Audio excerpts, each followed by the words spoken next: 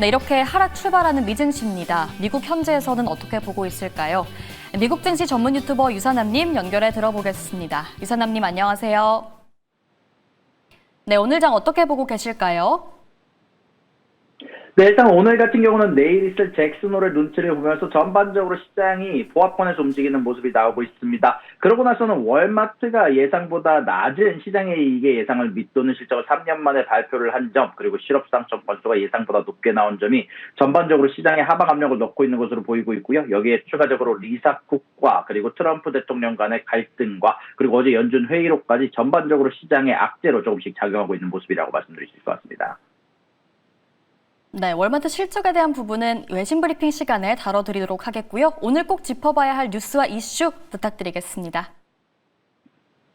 네, 일단 오늘 같은 경우는 방금 말씀드린 실업상청 건수가 발표가 됐습니다. 양쪽 다 연속과 신규 예상치보다 높은 수치가 나오면서 전반적으로 노동시장이 약화되고 있다는 지표가 나왔고요. 이걸 또 서포트해주는 게 필라델피아 연은의 제조업 활동 지수였는데요. 이것 또한 역시 예상치를 하회하게 되면서 전반적으로 노동력이 약화되고 있다는 지표가 많은 곳에서 나오고 있습니다. 그런 가운데 안에 이런 소식이 나왔음에도 불구하고 채권 금리는 예상보다 조금 더 상승하고 있는 모습을 나오고 있고요. 그러고 나서 오늘 발표될 지표로는 제조업 구매관리자 지수, 서비스 구매관리자 지수, 그리고 기존 주택 판매 지수와 인플레이션 연동체에 대한 발표가 있을 예정입니다. 자, 그런 가운데 안에서 오늘 주요 뉴스들 알아보도록 하겠습니다. 미국과 유럽연합이 마침내 무역협정의 구체적인 청사진을 담은 공동성명을 발표를 했습니다. 이번 성명으로 수준의 유럽산 자동차에 대한 관세가 인하될 수 있는 길이 열렸고요. 철강과 알루미늄에 대한 관세 할인 가능성도 제기가 되었습니다. 현재 이런 부분들 관련해서 한 달 전에 발표되었던 예비 합의에서는 한 걸음 더 나아갔다라는 평가가 나오면서 자동차는 물론 제약과 반도체 부분에서 유럽연합이 약속된 관세 인하를 확보하기 위한 미국에서의 구체적인 기준과 그리고 디지털 서비스 규제에 대한 새로운 약속들이 이번 공동성명에 포함이 되었었는데요. 여기에 대해서 일단 구체적인 내용을 알아보자면 일단 가장 주목받는 부분은 자동차 부분입니다. 미국은 유럽연합이 미국산 공산품에 대한 관세를 철폐한다면 일부 미국산 해산물과 농산물의 특혜적 시장 접근을 제공하는 법안을 공식적으로 발의만 한다면 유럽산 자동차와 부품에 대해서 현행 관세를 27.5에서 15%로 인하하기로 약속을 했고요.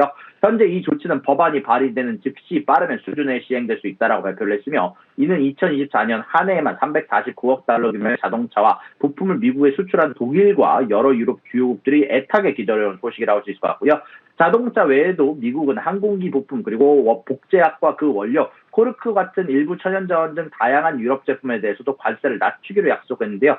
또한 유럽산 의약품, 반도체, 목재에 대한 관세 상한선을 15%로 유지하겠다는 약속도 확인했습니다. 이것뿐만이 아닙니다. 자동차 업계나 여러 기업들에게 중요한 철강과 알루미늄 관세에도 변화가 관제됩니다. 당초 트럼프 행정부는 50%의 고율 관세를 유지하겠다고 밝혔었으나 이번 공동성명에서는 양측이 과잉 공급으로부터 각자의 국내 시장을 보호하면서 상호 간의 안정적인 공급망을 보장하는 방안을 검토하기로 했습니다. 이는 향후 쿼터제 등을 통해서 일부 물량에 대한 관세 할인이 적용될 수 있음을 시사하는 대목이고요. 한편 유럽연합은 미국에 대한 대규모 투자와 구매를 약속했는데요.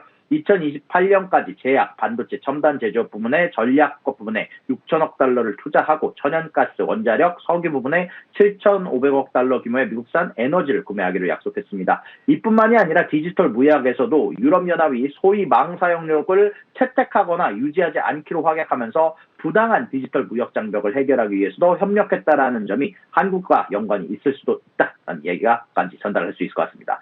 자, 그리고 그 다음 소식입니다. 미국의 달러 패권에 맞서서 중국이 디지털 화폐를 통한 도전에 나섭니다. 로이터 통신에 따르면 중국 정부가 자국 통화인 위안화 가치에 연동하는 스테이블 코인에 대한 도입을 추진하는 것으로 확인이 됐습니다. 과거 암호화폐의 거래와 채굴까지 전면 금지했던 강경책이 180도 달라진 모습으로 전 세계적인 파장이 예상되는데요. 중국은 2021년 금융 안정성을 이유로 디지털 자산 활동을 금지시켰었는데요. 그럼에도 불구하고 4년 만에 정책을 급선회한 배경에는 위안화가 지속적으로 저조한 국제적 위상을 보여주면서 세계 2위의 경제대국임에도 불구하고 지난 6월 기준 국제결제시장에서 위안화의 비중이 2.88%에 그치면서 47.19%를 차지하는 미국 달러와 비교할 수 없는 수준이다 보니 이거를 견제하기 위해서 중국 지도부는 디지털 화폐 스테이블 코인을 통해서 위안화 사용을 획기적으로 늘려서 달러 중심의 금융질서의 균형을 낼 핵심 도구로 보고 있다는 소식이 전달이 됐는데요. 현재 이런 부분들 관련해서 오늘 31일 텐진에서 열리는 상하이 협력기구 정상 정상회의에서 위안화 스테이블 코인을 활용한 국가 간 결제에 대한 문제가 주요 의제로 다뤄질 계획이다라고 소식이 전달이 됐고요. 그리고 이뿐만이 아니라 상하이에는 디지털 위안화의 국제운영센터의 설립을 추진 중이다라는 소식이 전달이 되기도 했습니다. 자, 그리고 마지막 소식입니다. 내년 미국 중간선거의 전초전이 시작이 됐습니다. 특정 정당에 유리하게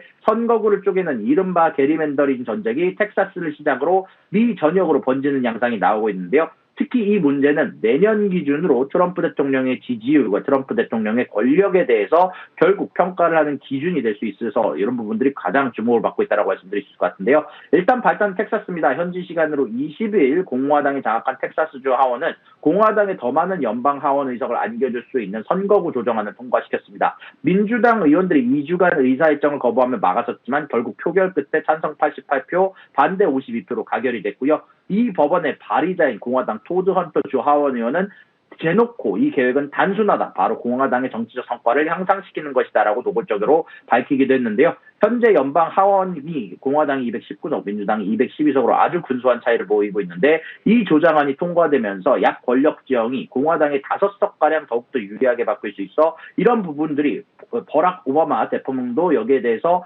간단하게 비판하면서 나섰었는데요. 그에 따라서 텍사스 움직임에 민주당의 심장부인 캘리포니아 즉각 맞대응해서 나서면서 게빈 뉴섬 캘리포니아 주지사 역시 텍사스가 공화당 5석을 노린다면 우리도 민주당 5석을 확보하겠다면서 민주당에 유리하게 선거구 조정안을 조정하는 것을 발의했습니다. 캘리포니아 주의회는 오늘 중으로 이 안건을 통과시킬 계획이다라고 이야기가 전달이 되면서 결국 텍사스의 선거구 확정안이 전례 없는 전국적인 싸움을 촉발했다라고 분석을 했습니다. 아무튼 이런 부분들 관련해서 앞으로도 주목해야 되는 부분이고요. 여러분 여기까지 미국에서 경제 유튜버 유산함이었습니다.